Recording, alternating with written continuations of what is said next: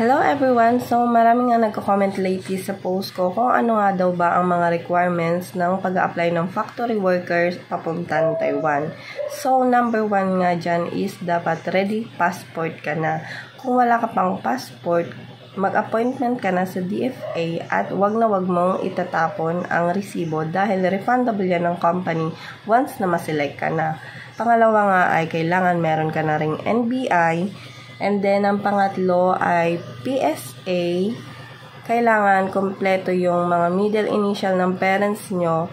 Kung hindi naman, ipaayos nyo na kaagad. Dahil mahigpit ngayon ng TECO, kailangan complete talaga ang mga middle name ng mga parents nyo.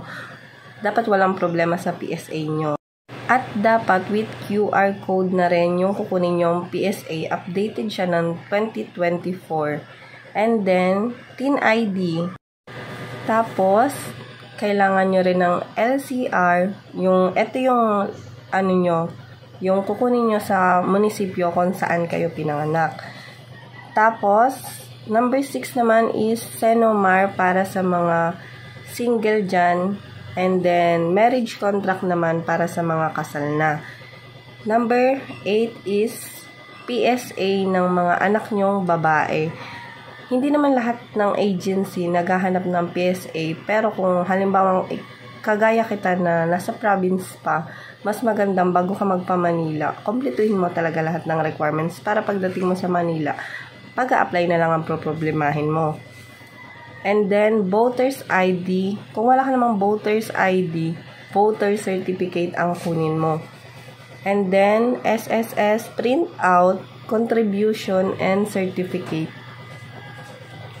Tapos, kailangan nyo rin ng back cert. And then, kailangan nyo rin ng PIOS at EREG. Etong PIOS at EREG, sa online lang to kinukuha.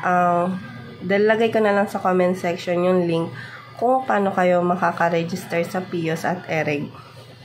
And then, UMID ID or National ID. Kung wala kayong UMID ID, pwede naman yung National ID. Kung hindi naman kayo na bibigyan pa ng national ID, meron naman yung digital national ID. Pwede nyo po yun ipa-photocopy. And then, diploma naman or TOR.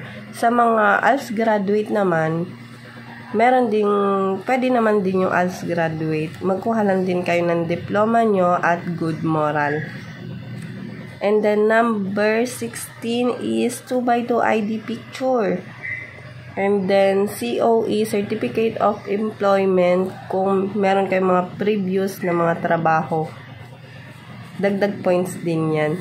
So, ayun lang mapapayo ko sa inyo. Bago kayo pumunta sa mga agency, dapat kompleto na lahat ng requirements nyo para hindi na po kayo mahihirapan. Yun lang.